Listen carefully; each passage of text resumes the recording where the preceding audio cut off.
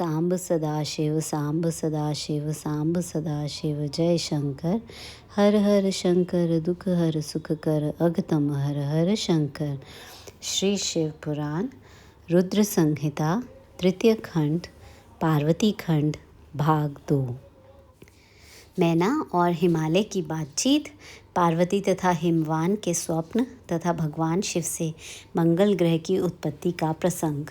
ब्रह्मा जी कहते हैं, नारद, जब तुम लोग स्वर्ग लोक को चले गए तब से कुछ काल और व्यतीत हो जाने पर एक दिन मैना ने हिमवान के निकट जाकर उन्हें प्रणाम किया।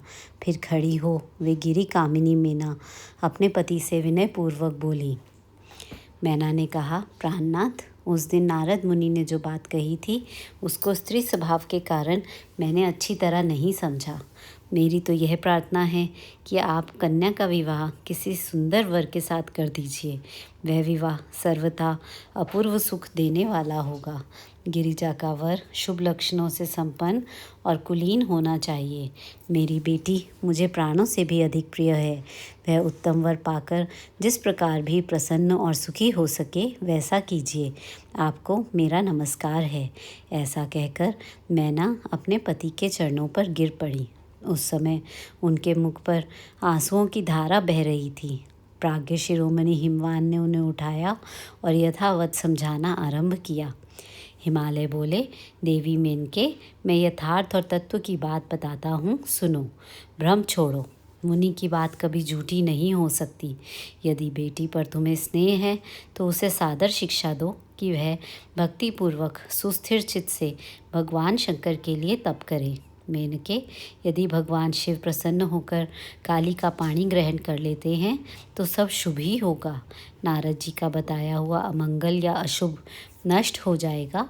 शिव के समीप सारे अमंगल सदा मंगल रूप हो जाते हैं। इसलिए तुम पुत्री को शिव की प्राप्ति के लिए तपस्या करने की शीघ्र शिक्षा दो। ब्रह्मा जी कहते हैं, नारद, हिमवान की यह बात सुनकर मैना को बड़ी प्रसन्नता हुई। वे तपस्या में रुचि उत्पन्न करने के लिए पुत्री को उपदेश देने के निमित्त उनके पास गई, परंतु बेटी के सुकुमार अंग पर दृष्टिपात करके मैना के मन में बड़ी व्यथा हुई। उनके दोनों नेत्रों में तुरंत आंसू भर आए। फिर तो गिरिप्रिया मैना में अपनी पुत्री को उपदेश देने की शक्ति नहीं रह गई। अपनी माता की उस चेष्टा को पार्वती जी शीघ्र ही ताड़ गईं। तब वे सर्वज्ञ परमेश्वरी कालिका देवी माता को बारंबार आश्वासन दे तुरंत बोली। पार्वती ने कहा, माँ, तुम बड़ी समझदार हो, मेरी यह बात सुनो। आज पिछली रात्रि के समय ब्रह्म मुहूर्त में मैंने एक स्वप्न देखा है, उसे बताती हूँ। माताजी, स्वप्न में एक दयालु एवं तपस्वी ब्राह्मण ने मुझे शिव की प्रसन्नता के लिए उत्तम तपस्या करने का प्रसन्नतापूर्वक उपदेश दिया है। नारद, यह सुनकर मेनका ने शीघ्र अपने पति को बुलाया और पुत्री के देखे हुए स्वप्न को पूर्णतः कह सुनाया। मेनका के मुख से पुत्री के स्वप्न को सुनकर गिरिराज हिमालय बड़े प्रसन्न हुए और अपनी प्रिय पत्नी को समझाते हुए बोले। गिरिराज ने कहा, प्रिय, पिछली रात में मैंने भी एक स्वप्न देखा है। मैं आदरपूर्वक उसे बताता हूँ, तुम प्रेम पूर्वक उसे सुनो। एक बड़े उत्तम तपस्वी थे। नारद जी के वर के जैसे लक्षण बताए थे, उन्हीं लक्षणों से युक्त शरीर को उन्होंने धारण कर रखा था। वे बड़ी प्रसन्नता के साथ मेरे नगर के निकट तपस्या करने के लिए आए। उन्हें देखकर मुझे बड़ा हर्ष हुआ और मैं अपनी पुत्री को साथ लेकर उनके पास गया। उस समय मुझे ज्ञात हुआ कि नारद जी के बताए हुए वर भगवान शंभु यही हैं। तब मैंने उन तपस्वी की सेवा के लिए अपनी पुत्री को उपदेश देकर उनसे भी प्रार्थना की कि वे इसकी सेवा स्वीकार करें, परंतु उस समय उन्होंने मेरी बात नहीं मानी। इतने में ही वहाँ सांख्य और वेदांत के अनुसार बहुत बड़ा विवाद छिड़ गया। तदनंतर उनकी आज्ञा से मेरी बेटी वहीं रह गई और अपने हृदय में उन्हीं की कामना रखकर भक्तिपूर्वक उनकी सेवा करने लगी। सुमुखी, यही मेरा देखा हुआ स्वप्न है जिसे मैंने तुम्हें बता दिया। अतः प्रिय, मैंने कुछ काल तक इस स्वप्न के फल की परीक्षा या प्रतीक्षा करनी चाहिए। इस समय यही उचित जान पड़ता है। तुम निश्चित समझो, यही मेरा विचार है। ब्रह्मा जी कहते हैं, मुनीश्वर नारद ऐसा कहकर गिरिराज, हिमवान और मेनका शुद्ध हृदय से उस स्वप्न के फल की परीक्षा एवं प्रतीक्षा करने लगे। देवर्षे, शिव भक्त शिरोमणि भगवान शंकर का यश परम पावन, मंगलकारी, भक्तिवर्धक और उत्तम है। तुम इसे आदर पूर्वक सुनो। दक्ष यज्ञ से अपने निवास स्थान कैलाश पर्वत पर आकर भगवान शंभु प्रिया विरह से कातर हो गए और प्राणों से भी अधिक प्यारी सती देवी का हृदय से चिंतन करने लगे। अपने पार्षदों को बुलाकर सती के लिए शोक करते हुए उनके प्रेम वर्धक गुणों का अत्यंत प्रीतिपूर्वक वर्णन करने लगे।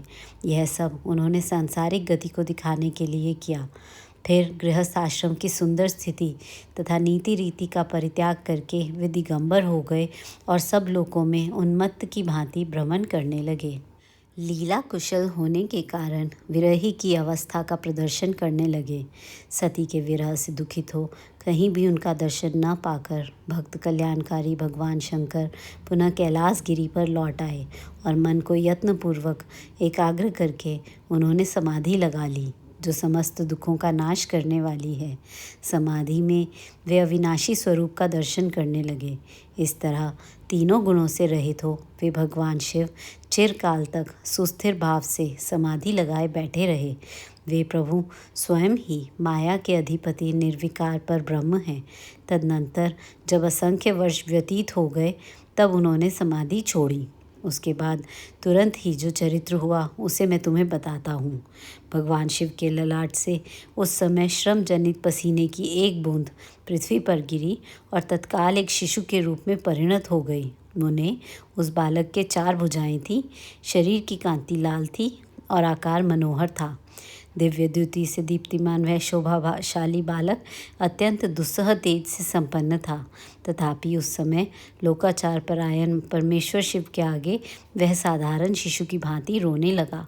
यह देख पृथ्वी भगवान शंकर से भयमान उत्तम बुद्धि से विचार करने के पश्चात सुंदर स्त्री का रूप धारण करके वहीं प्रकट हो गई। उन्होंने उस सुंदर बालक को तुरंत उठाकर अपनी गोद में रख लिया और अपने ऊपर प्रकट होने वाले दूध को ही स्तन्य के रूप में उसे पिलाने लगी।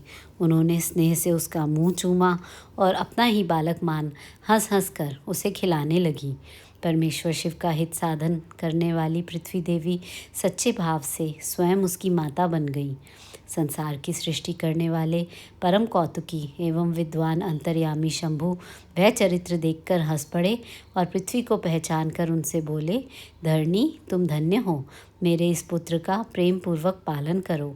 यह श्रेष्ठ शिशु मुझ महातेजस्वी शंभु के श्रम जल अर्थात पसीने से तुम्हारे ही ऊपर उत्पन्न हुआ है। वसुधे, यह प्रियकारी बालक यद्यपि मेरे श्रम जल से प्रकट हुआ है, तथापि तुम्हारे नाम से तुम्हारे ही पुत्र के रूप में इसकी ख्याति होगी। यह सदा त्रिविध तापों से रहित होगा, अत्यंत गुणवान एवं भूमि देने वाला होगा। यह मुझे भी सुख प्रदान करेगा। तुम इसे अपनी रुचि के अनुसार ग्रहण करो। ब्रह्मा जी कहते हैं, नारद, ऐसा कहकर भगवान शिव चुप हो गए। उनके हृदय से विरह का प्रभाव कुछ कम हो गया। उनमें विरह क्या था, वे लोकाचार का पालन कर रहे थे। वास्तव में सत्पुरुषों के प्रिय श्री रुद्रदेव निर्विकार परमात्मा ही हैं।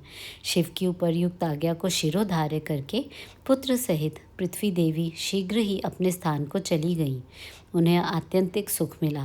वह बालक भौम नाम से प्रसिद्ध हो युवा होने पर तुरंत काशी चला गया और वहाँ उसने दीर्घ काल तक भगवान शंकर की सेवा की। विश्वनाथ जी की कृपा से ग्रह की पदवी पाकर वे भूमि कुमार शीघ्र ही श्रेष्ठ एवं दिव्य लोक में चले गए, जो शुक्र लोक से परे है।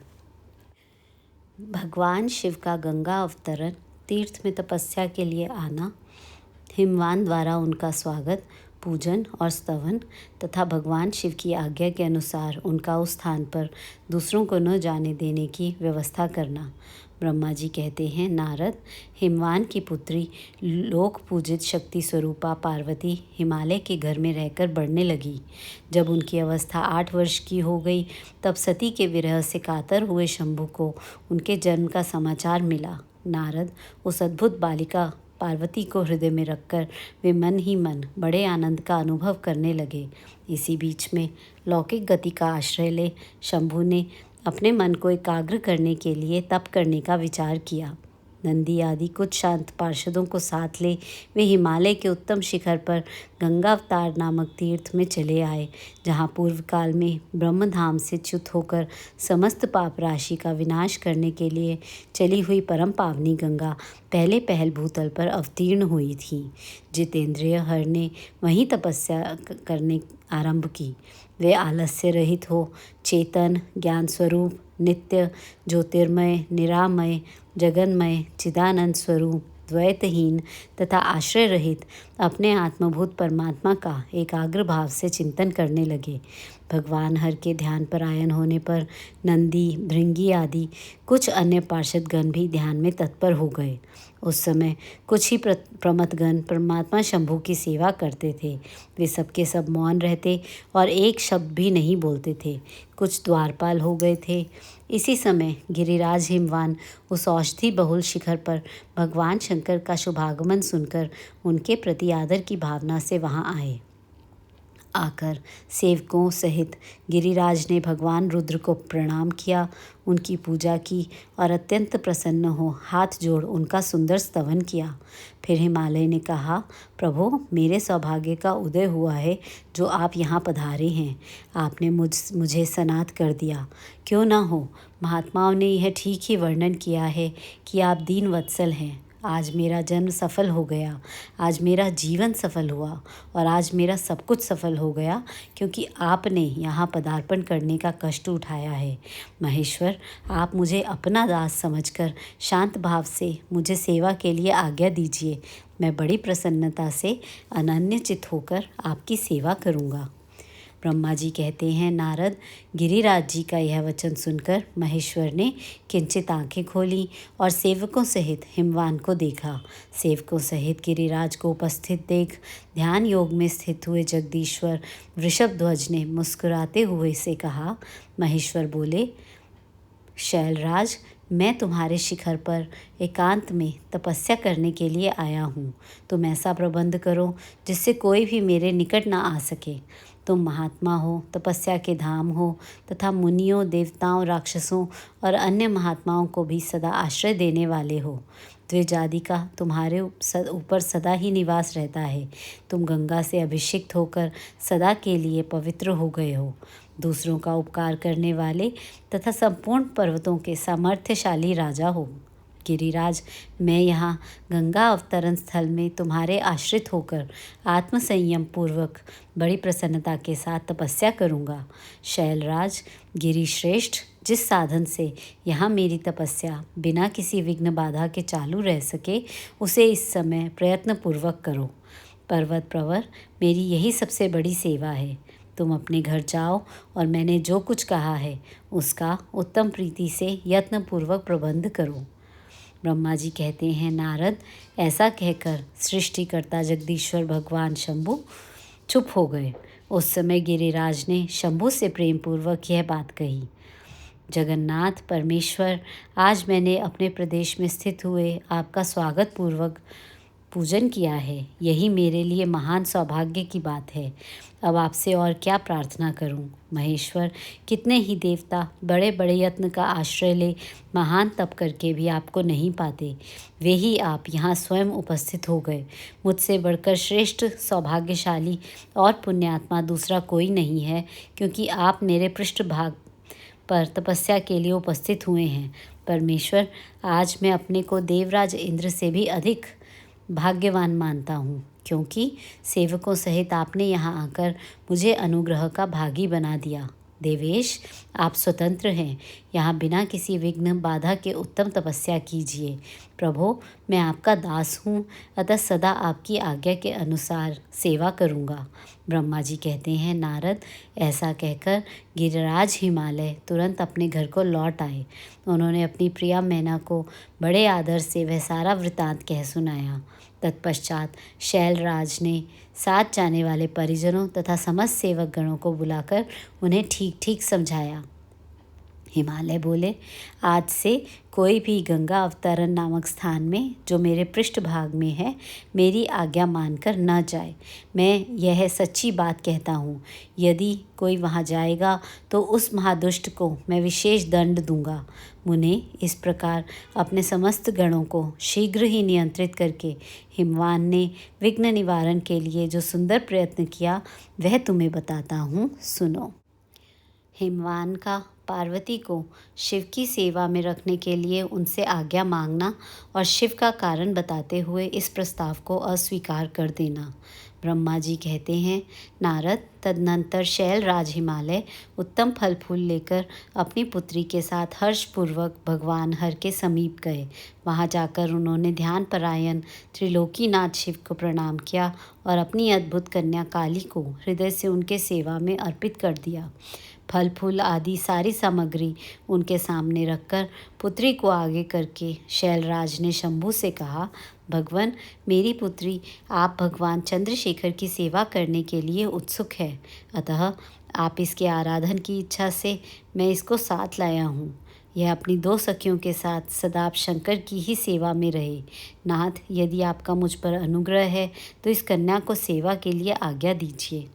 तब भगवान शंकर ने उस परम मनोहर काम रूपिणी कन्या को देखकर आंखें मूंद ली और अपने त्रिगुणातीत अविनाशी परम तत्वमय उत्तम रूप का ध्यान आरंभ किया। उस समय सर्वेश्वर एवं सर्वव्यापी जटाजूटधारी वेदांत वेद्य चंद्रकला विभूषण शंभु उत्तम आसन पर बैठकर नेत्र बंद किए तप अर्थात ध्यान में ही लग गए। यह देख हिमाचल ने मस्तक झुकाकर पुनः उनके चरणों में प्रणाम किया। यद्यपि उनके हृदय में दीनता नहीं थी तो भी वे उस समय इस संशय में पड़ गए कि न जाने भगवान मेरी प्रार्थना स्वीकार करेंगे या नहीं। वक्ताओं में श्रेष्ठ गिरिराज हिमवान ने जगत के एकमात्र बंधु भगवान शिव से इस प्रकार कहा। हिमालय बोले, देव देव महादेव, करुणा कर शंकर विभो, मैं आपकी शरण में आया हूँ। आंखें खोलकर मेरी ओर देखिए। शिव शर्व महेशान, जगत को आनंद प्रदान करने वाले प्रभु महादेव, आप संपूर्ण आपत्तियों का निवारण करने वाले हैं। मैं आपको प्रणाम करता हूँ।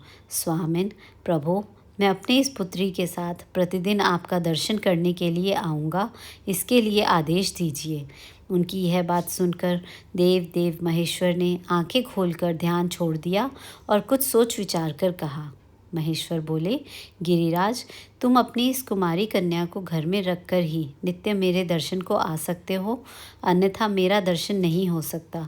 महेश्वर की ऐसी बात सुनकर शिवा के पिता हिमवान मस्तक झुकाकर उन भगवान शिव से बोले, प्रभु, यह तो बताइए किस कारण से मैं इस कन्या के साथ आपके दर्शन के लिए नहीं आ सकता? क्या यह आपकी सेवा के योग्य नहीं है? फिर इसे नहीं लाने का क्या कारण है?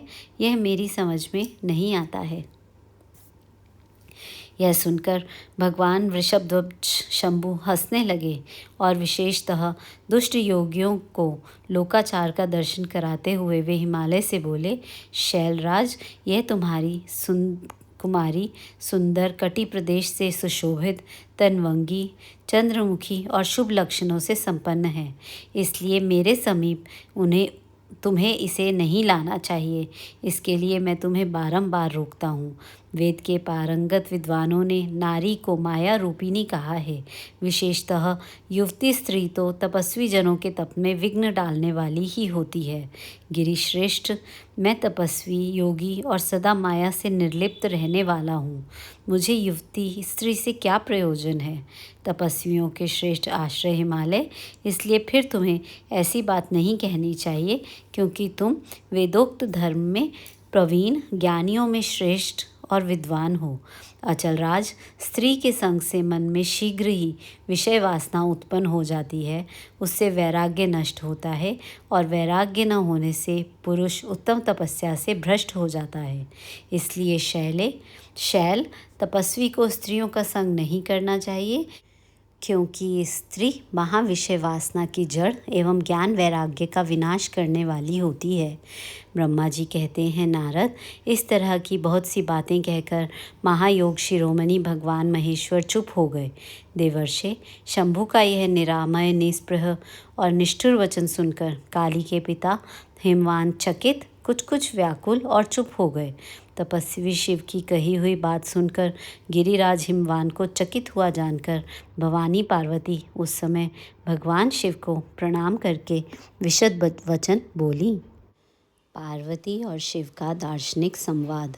शिव का पार्वती को अपनी सेवा के लिए आज्ञा देना तथा पार्वती द्वारा भगवान की प्रतिदिन सेवा। भवानी ने कहा, योगिन, आपने तपस्वी होकर गिरिराज से यह क्या बात कह डाली। प्रभु, आप ज्ञान विशारद हैं, तो भी अपनी बात का उत्तर मुझसे सुनिए। शंभो, आप तपशक्ति से संपन्न होकर ही बड़ा भारी तप करते हैं। उस शक्ति के कारण ही आप महात्मा को तपस्या करने का विचार हुआ है। सभी कर्मों को करने की जो वह शक्ति है, उसे ही प्रकृति जानना चाहिए। प्रकृति से ही सबकी सृष्टि, पालन और संहार होते हैं। भगवान, आप कौन हैं और सूक्ष्म प्रकृति क्या है, इसका विचार कीजिए। प्रकृति के बिना लिंग रूपी महेश्वर कैसे हो सकते हैं। आप सदा प्राणियों के लिए जो अर्चनीय, वंदनीय और चिंतनीय हैं, वह प्रकृति के ही कारण है। इस बात को हृदय से विचार कर ही आपको जो कहना हो वह सब कहिए। ब्रह्मा जी कहते हैं, नारद, पार्वती जी के इस वचन को सुनकर महती लीला में करने में लगे हुए प्रसन्नचित महेश्वर हंसते हुए बोले।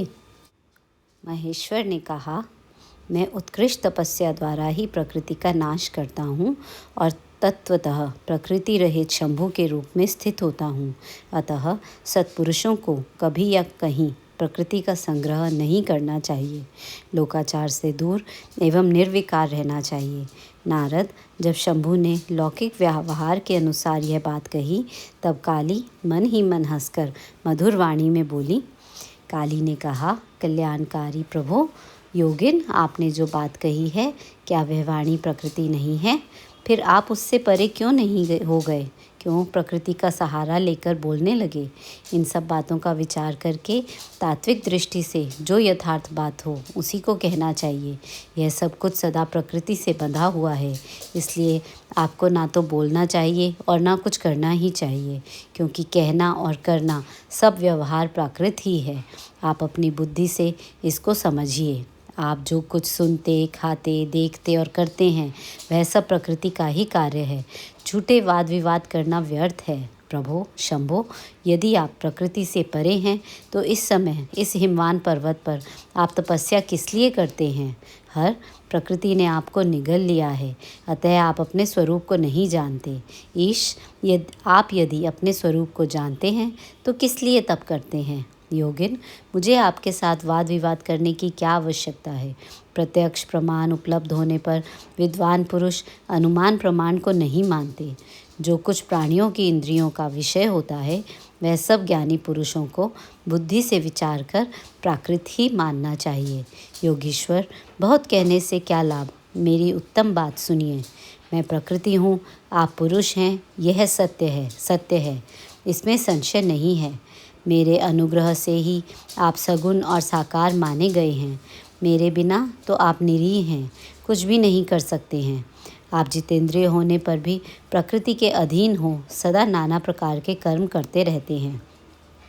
फिर निर्विकार कैसे हैं और मुझसे लिप्त कैसे नहीं? शंकर, यदि आप प्रकृति से परे हैं और यदि आपका यह कथन सत्य है, तो आपको मेरे समीप रहने पर भी डरना नहीं चाहिए। ब्रह्मा जी कहते हैं, पार्वती का यह सांख्य शास्त्र के अनुसार कहा हुआ वचन सुनकर भगवान शिव वेदांत मत में स्थित हो उनसे यूं बोले। श्री शिव ने कहा, सुंदर भाषण करने वाली गिरिजे, यदि तुम सांख्य मत को धारण करके ऐसी बात कहती हो तो प्रतिदिन मेरी सेवा करो, परंतु वह सेवा शास्त्र निषिद्ध नहीं होनी चाहिए। गिरिजा से ऐसा कहकर भक्तों पर अनुग्रह और उनका मनोरंजन करने वाले भगवान शिव हिमवान से बोले।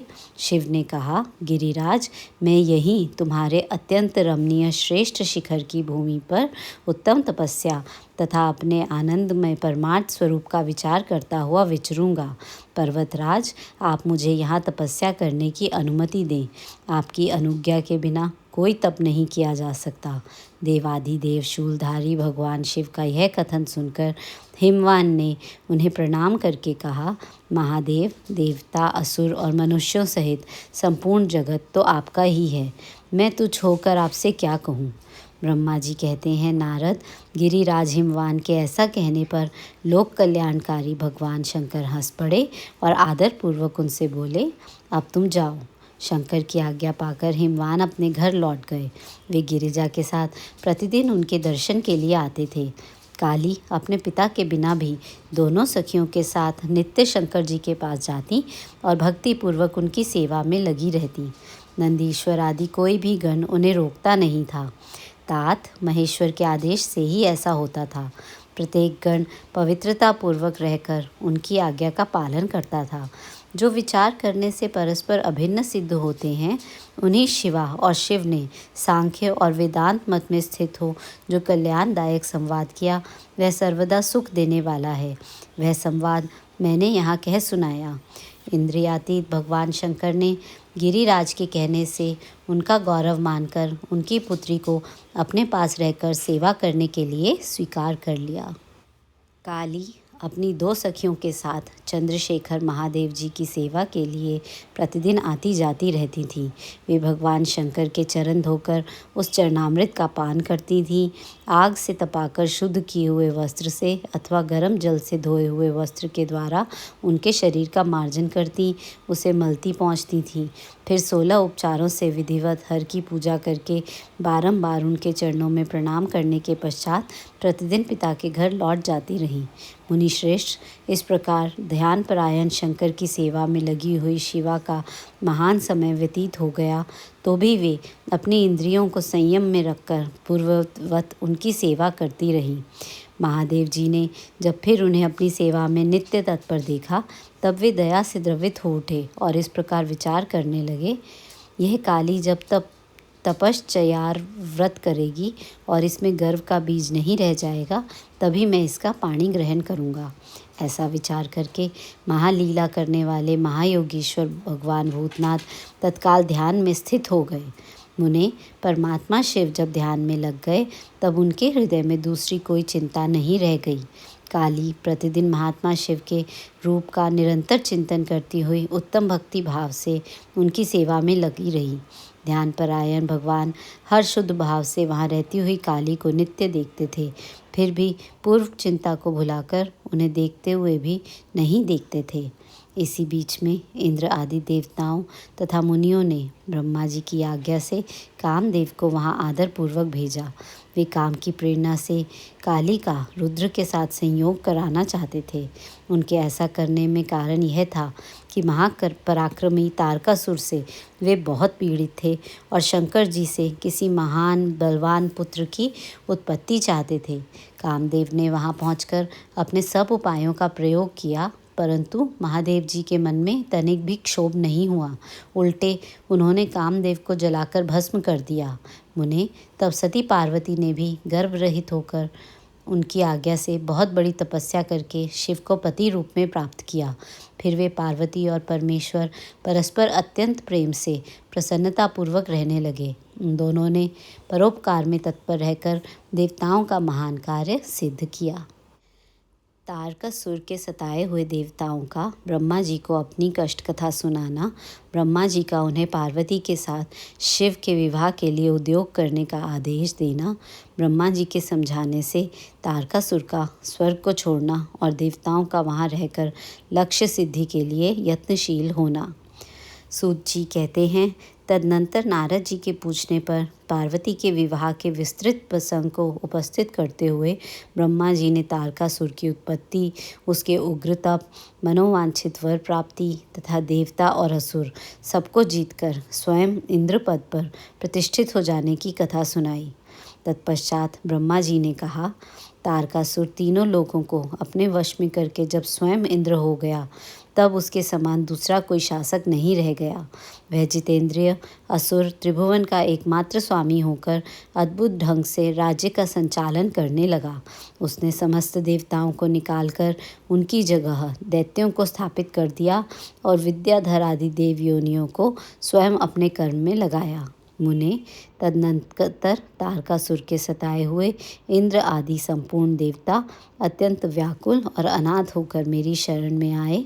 उन सब ने मुझ प्रजापति को प्रणाम करके बड़ी भक्ति से मेरा स्तवन किया और अपने दारुण दुख की बातें बताकर कहा, प्रभो, आप ही हमारी गति हैं, आप ही हमें कर्तव्य का उपदेश देने वाले हैं और आप ही हमारे धाता एवं उद्धारक हैं। हम सब देवता तारकासुर नामक अग्नि में जलकर अत्यंत व्याकुल हो रहे हैं। जैसे संगनिपात रोग में प्रबल औषधें भी निर्बल हो जाती हैं, उसी प्रकार उस असुर ने हमारे सभी क्रूर उपायों को बलहीन बना दिया है। भगवान विष्णु के सुदर्शन चक्र पर ही हमारी विजय की आशा अवलंबित रहती है, परंतु वह भी उसके कंठ पर कुंठित हो गया। उसके गले में पड़कर वह ऐसा प्रतीत होने लगा मानो उस असुर को फूल की माला पहनाई गई हो। मुने, देवताओं का यह कथन सुनकर मैंने उन सबसे समयोचित बात कही। देवताओं, मेरे ही वरदान से दैत्य तारकासुर इतना बढ़ गया है, अतः मेरे हाथों ही उसका वध होना उचित नहीं। जो जिससे पलकर बड़ा हो, उसका उसी के द्वारा वध होना योग्य कार्य नहीं है। विष के वृक्ष को भी यदि स्वयं सींचकर बड़ा किया गया हो, तो उसे स्वयं काटना अनुचित माना गया है। तुम लोगों का सारा कार्य करने के योग्य भगवान शंकर हैं, किंतु वे तुम्हारे कहने पर भी स्वयं उस असुर का सामना नहीं कर सकते। तारक दैत्य स्वयं अपने पाप से नष्ट होगा। मैं जैसा उपदेश करता हूँ, तुम वैसा कार्य करो। मेरे वर के प्रभाव से न मैं तारकासुर का वध कर सकता हूँ, न भगवान विष्णु कर सकते हैं और न भगवान शंकर ही उसका वध कर सकते हैं। दूसरा कोई वीर पुरुष अथवा सारे देवता मिलकर भी उसे नहीं मार सकते, यह मैं सत्य कहता हूँ। देवताओं, यदि शिवजी के वीर से कोई पुत्र उत्पन्न हो, तो वही तारक दैत्य का वध कर सकता है, दूसरा नहीं। सुश्रेष्ठ गण, इसके लिए जो उपाय मैं बताता हूँ उसे करो। महादेव जी की कृपा से वह उपाय अवश्य सिद्ध होगा। पूर्व काल में जिस दक्ष कन्या सती ने दक्ष के यज्ञ में अपने शरीर को त्याग दिया था, वही इस समय हिमालय पत्नी मेना के गर्भ से उत्पन्न हुई है। यह बात तुम्हें भी विदित ही है। महादेव जी उस कन्या का पानी ग्रहण अवश्य करेंगे। तथापि देवताओं, तुम स्वयं भी इसके लिए प्रयत्न करो। तुम अपने यत्न से ऐसा उद्योग करो कि जिससे मेना कुमारी पार्वती में भगवान शंकर अपने वीर्य का आधान कर सकें। भगवान शंकर ऊर्ध्वरेता हैं, उनका वीर्य ऊपर की ओर उठा हुआ है। उनके वीर्य को प्रस्खलित करने में केवल पार्वती ही समर्थ हैं, दूसरी कोई अबला अपनी शक्ति से ऐसा नहीं कर सकती। गिरिराज की पुत्री वे पार्वती इस समय युवावस्था में प्रवेश कर चुकी हैं और हिमालय पर तपस्या में लगे हुए महादेव जी की प्रतिदिन सेवा करती हैं। अपने पिता हिमवान के कहने से काली शिवा अपनी 2 सखियों के साथ ध्यान परायण परमेश्वर शिव की साग्रह सेवा करती हैं। तीनों लोकों में सबसे अधिक सुंदरी पार्वती शिव के सामने रहकर प्रतिदिन उनकी पूजा करती हैं, तथापि वे ध्यानमग्न महेश्वर मन से भी ध्यानहीन स्थिति में नहीं आते, अर्थात ध्यान भंग करके पार्वती की ओर देखने का विचार भी मन में नहीं लाते। देवताओं, चंद्रशेखर शिव जिस प्रकार काली को अपनी भार्या बनाने की इच्छा करें, वैसी चेष्टा तुम लोग शीघ्र ही प्रयत्नपूर्वक करो। मैं उस दैत्य के स्थान पर जाकर तारकासुर को बुरे हट से हटाने की चेष्टा करूँगा। अतः अब तुम लोग अपने स्थान को जाओ। नारद, देवताओं से ऐसा कहकर मैं शीघ्र ही तारकासुर से मिला और बड़े प्रेम से बुलाकर मैंने उससे इस प्रकार कहा, तारक, यह स्वर्ग हमारे तेज का सार तत्व है, परंतु तुम यहाँ के राज्य का पालन कर रहे हो। जिसके लिए तुमने उत्तम तपस्या की थी, उससे अधिक चाहने लगे हो। मैंने तुम्हें इससे छोटा ही वर दिया था, स्वर्ग का राज्य कदापि नहीं दिया था। इसलिए तुम स्वर्ग को छोड़कर पृथ्वी पर राज्य करो। वसुर श्रेष्ठ, देवताओं के योग्य जितने भी कार्य हैं वे सब तुम्हें वहीं सुलभ होंगे, इसमें अन्यथा विचार करने की आवश्यकता नहीं है। ऐसा कहकर उस असुर को समझाने के बाद मैं शिवा और शिव का स्मरण करके वहाँ से अदृश्य हो गया। तारकासुर भी स्वर्ग को छोड़कर पृथ्वी पर आ गया और शोणितपुर में रहकर वह राज्य करने लगा। फिर सब देवता भी मेरी बात सुनकर मुझे प्रणाम करके इंद्र के साथ प्रसन्नतापूर्वक बड़ी सावधानी के साथ इंद्रलोक में गए। वहाँ जाकर परस्पर मिलकर आपस में सलाह करके वे सब देवता इंद्र से प्रेम पूर्वक बोले, भगवान शिव की शिवा में जैसे भी काम मूलक रुचि हो वैसा ब्रह्मा जी का बताया हुआ सारा प्रयत्न आपको करना चाहिए। इस प्रकार देवराज इंद्र से संपूर्ण वृतांत निवेदन करके वे देवता प्रसन्नतापूर्वक सब और अपने अपने स्थान पर चले गए। इंद्र द्वारा काम का स्मरण, उसके साथ उनकी बातचीत तथा उनके कहने से काम का शिव को मोहने के लिए प्रस्थान। ब्रह्मा जी कहते हैं, नारद, देवताओं के चले जाने पर दुरात्मा तारक दैत्य से पीड़ित हुए इंद्र ने कामदेव का स्मरण किया। कामदेव तत्काल वहां आ पहुंचा। तब इंद्र ने मित्रता का धर्म बतलाते हुए काम से कहा, मित्र, कालवशात मुझ पर असाध्य दुख आ पड़ा है, उसे तुम्हारे बिना कोई भी दूर नहीं कर सकता। दाता की परीक्षा दुर्भिक्ष में, शूरवीर की परीक्षा रणभूमि में, मित्र की परीक्षा आपत्ति काल में तथा स्त्रियों के कुल की परीक्षा पति के असमर्थ हो जाने पर होती है। तात, संकट पड़ने पर विनय की परीक्षा होती है और परोक्ष में सत्य एवं उत्तम स्नेह की, अन्यथा नहीं। मैंने यह सच्ची बात कही है। मित्रवर, इस समय मुझ पर जो विपत्ति आई है उसका निवारण दूसरे किसी से नहीं हो सकता, अतः आज तुम्हारी परीक्षा हो जाएगी। यह कार्य केवल मेरा ही है और मुझे ही सुख देने वाला है, ऐसी बात नहीं, अपितु यह समस्त देवता आदि का कार्य है, इसमें संशय नहीं है। इंद्र की यह बात सुनकर कामदेव मुस्कुराए और प्रेम पूर्ण गंभीर वाणी में बोले। काम ने कहा, देवराज, आप ऐसी बात क्यों कर रहे हैं? मैं आपको उत्तर नहीं दे रहा हूँ, आवश्यक निवेदन मात्र कर रहा हूँ। लोक में कौन उपकारी मित्र है और कौन बनावटी, यह स्वयं देखने की वस्तु है, कहने की नहीं। जो संकट के समय बहुत बातें करता है वह काम क्या करेगा? तथापि महाराज, प्रभो, मैं कुछ कहता हूँ, उसे सुनिए। मित्र, जो आपके इंद्र पद को छीनने के लिए दारुण तपस्या कर रहा है, आपके उस शत्रु को मैं सर्वथा तपस्या से भ्रष्ट कर दूंगा। जो काम जिससे पूरा हो सके, बुद्धिमान पुरुष उसे उसी काम में लगाए। मेरे योग्य जो कार्य है वह आप मेरे जिम्मे कीजिए। ब्रह्मा जी कहते हैं, कामदेव का यह कथन सुनकर इंद्र बड़े प्रसन्न हुए। वे कामिनियों को सुख देने वाले काम को प्रणाम करके उससे इस प्रकार बोले।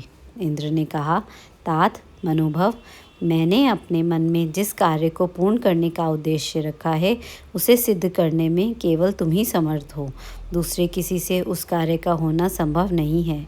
मित्रवर, मनोभव, काम जिसके लिए आज तुम्हारे सहयोग की अपेक्षा हुई है उसे ठीक ठीक बता रहा हूँ, सुनो। तारक नाम से प्रसिद्ध जो महान दैत्य है वह ब्रह्मा जी का अद्भुत वर पाकर अजेय हो गया है, सभी को दुख दे रहा है, वह सारे संसार को पीड़ा दे रहा है।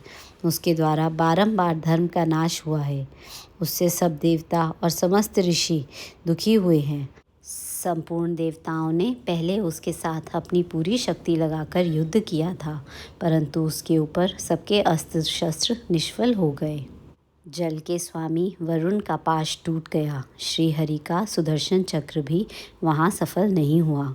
श्री विष्णु ने उसके कंठ पर चक्र चलाया, किंतु वह वहाँ कुंठित हो गया। ब्रह्मा जी ने महायोगीश्वर भगवान शंभु के वीर्य से उत्पन्न हुए बालक के हाथ से इस दुरात्मा दैत्य की मृत्यु बताई है। यह कार्य तुम्हें अच्छी तरह और प्रयत्नपूर्वक करना है। मित्रवर, उसके हो जाने से हम देवताओं को बड़ा सुख मिलेगा। भगवान शंभु गिरिराज हिमालय पर उत्तम तपस्या में लगे हैं। वे हमारे भी प्रभु हैं, कामना के वश में नहीं हैं, स्वतंत्र परमेश्वर हैं। मैंने सुना है कि गिरिराज नंदिनी पार्वती पिता की आज्ञा पाकर अपनी 2 सखियों के साथ उनके समीप रहकर उनकी सेवा में रहती है। उनका यह प्रयत्न महादेव जी को पति रूप में प्राप्त करने के लिए ही है, परंतु भगवान शिव अपने मन को संयम नियम से वश में रखते हैं। मार जिस तरह भी उनकी पार्वती में अत्यंत रुचि हो जाए, तुम्हें वैसा ही प्रयत्न करना चाहिए। यही कार्य करके तुम कृतार्थ हो जाओगे और हमारा सारा दुख नष्ट हो जाएगा। इतना ही नहीं, लोक में तुम्हारा स्थायी प्रताप फैल जाएगा। ब्रह्मा जी कहते हैं, नारद, इंद्र के ऐसा कहने पर कामदेव का मुखारविंद प्रसन्नता से खिल उठा। उसने देवराज से प्रेम पूर्वक कहा, मैं इस कार्य को करूँगा, इसमें संशय नहीं है। ऐसा कहकर शिव की माया से मोहित हुए काम ने उस कार्य के लिए स्वीकृति दे दी और शीघ्र ही उसका भार ले लिया। वह अपनी पत्नी रति और वसंत को साथ ले बड़ी प्रसन्नता के साथ उस स्थान पर गया जहाँ साक्षात योगीश्वर शिव उत्तम तपस्या कर रहे थे।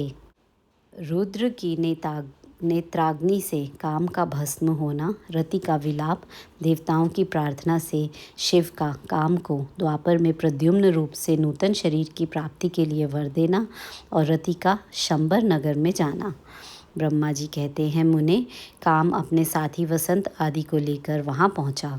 उसने भगवान शिव पर अपने बाण चलाए। तब शंकर जी के मन में पार्वती के प्रति आकर्षण होने लगा और उनका धैर्य छूटने लगा। अपने धैर्य का ह्रास होता देख महायोगी महेश्वर अत्यंत विस्मित हो मन ही मन इस प्रकार चिंतन करने लगे। शिव बोले, मैं तो उत्तम तपस्या कर रहा था, उसमें विघ्न कैसे आ गए?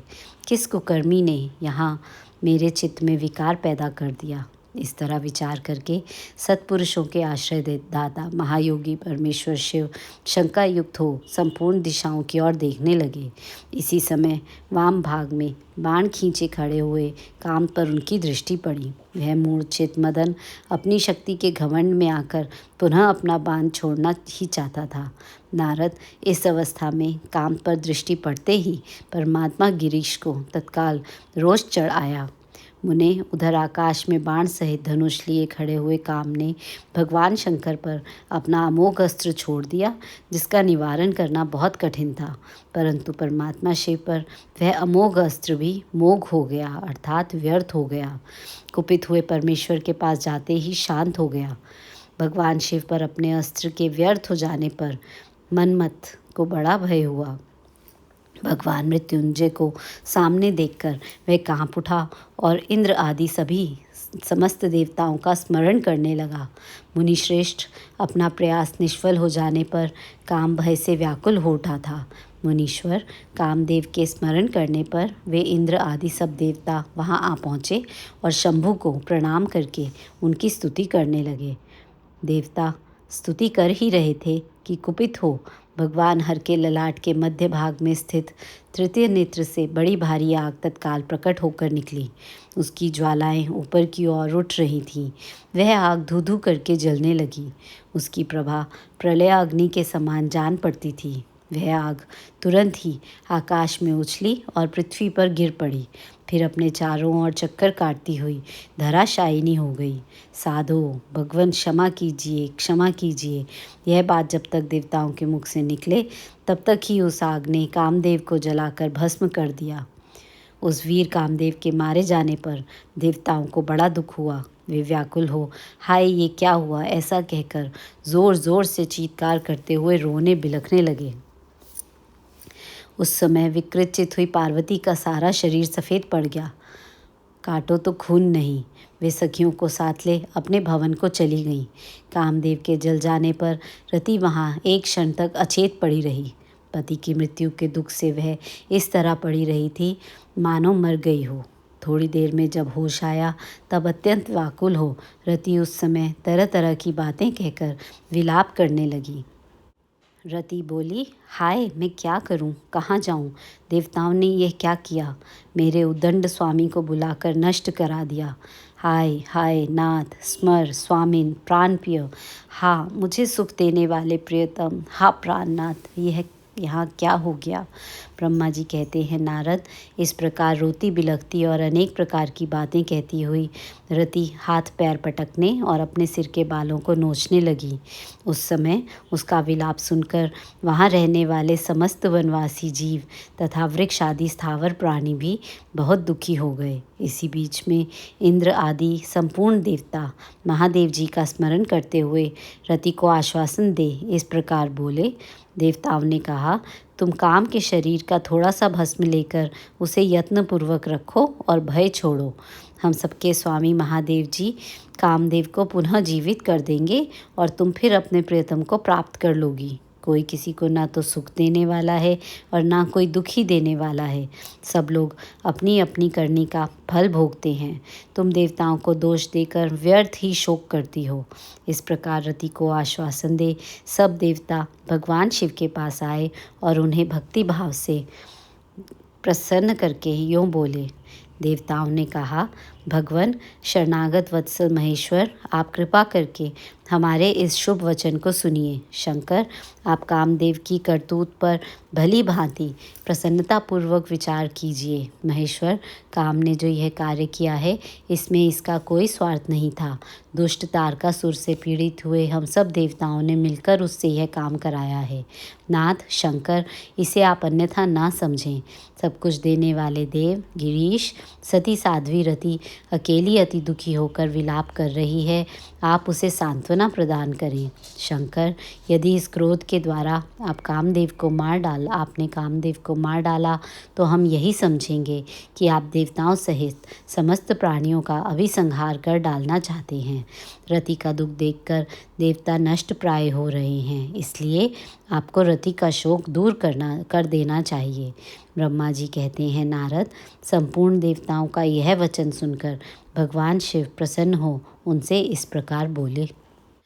शिव ने कहा, देवताओं और ऋषियों, तुम सब आदरपूर्वक मेरी बात सुनो। मेरे क्रोध से जो कुछ हो गया है वह तो अन्यथा नहीं हो सकता, तथापि रति का शक्तिशाली पति कामदेव तभी तक अनंग अर्थात शरीर रहित रहेगा जब तक रुक्मिणीपति श्री कृष्ण का धरती पर अवतार नहीं हो जाता। जब श्री कृष्ण द्वारका में रहकर पुत्रों को उत्पन्न करेंगे तब वे रुक्मिणी के गर्भ से काम को भी जन्म देंगे। उस काम का ही नाम उस समय प्रद्युम्न होगा, इसमें संशय नहीं है। उस पुत्र के जन्म लेते ही शंबरासुर उसे हर लेगा। हरण के पश्चात दानव शिरोमणि शंबर उस शिशु को समुद्र में डाल देगा। फिर वह मूढ़ उसे मरा हुआ समझकर अपने नगर को लौट जाएगा। रते, उस समय तक तुम्हें शंबरासुर के नगर में सुखपूर्वक निर्वास करना चाहिए। वहीं तुम्हें अपने पति प्रद्युम्न की प्राप्ति होगी। वहाँ तुमसे मिलकर काम युद्ध में शंबरासुर का वध करेगा और सुखी होगा।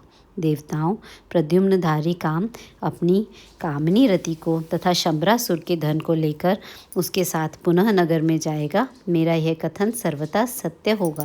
ब्रह्मा जी कहते हैं, नारद, भगवान शिव की यह बात सुनकर देवताओं के चित्त में कुछ उल्लास हुआ और वे उन्हें प्रणाम करके दोनों हाथ जोड़ विनीत भाव से बोले। देवताओं ने कहा, देव महादेव करुणा सागर प्रभो, आप कामदेव को शीघ्र जीवन दान दें तथा रति के प्राणों की रक्षा करें। देवताओं की यह बात सुनकर सबके स्वामी करुणा सागर परमेश्वर शिव पुनः प्रसन्न होकर बोले, देवताओं, मैं बहुत प्रसन्न हूँ। मैं काम को सबके हृदय में जीवित कर दूंगा। वह सदा मेरा गण होकर विहार करेगा। अब अपने स्थान को जाओ, मैं तुम्हारे दुख का सर्वथा नाश करूँगा। ऐसा कहकर रुद्रदेव उस समय स्तुति करने वाले देवताओं के देखते देखते अंतर्ध्यान हो गए। देवताओं का विस्मय दूर हो गया और वे सब के सब प्रसन्न हो गए। मुने तदनंतर रुद्र की बात पर भरोसा करके स्थिर रहने वाले देवता रति को उनका कथन सुनाकर आश्वासन दे अपने अपने स्थान को चले गए। मुनीश्वर पत्नी रति शिव के बताए हुए शंबर नगर को चली गई तथा रुद्रदेव ने जो समय बताया था उसकी प्रतीक्षा करने लगी। सांब सदा शिव, सांब सदा शिव, सांब सदा शिव, जय शंकर। हर हर शंकर, दुख हर सुख कर, अगतम हर हर शंकर। ओम नमः शिवाय। नमो पार्वती पतये, हर हर महादेव। ओम नमः शिवाय।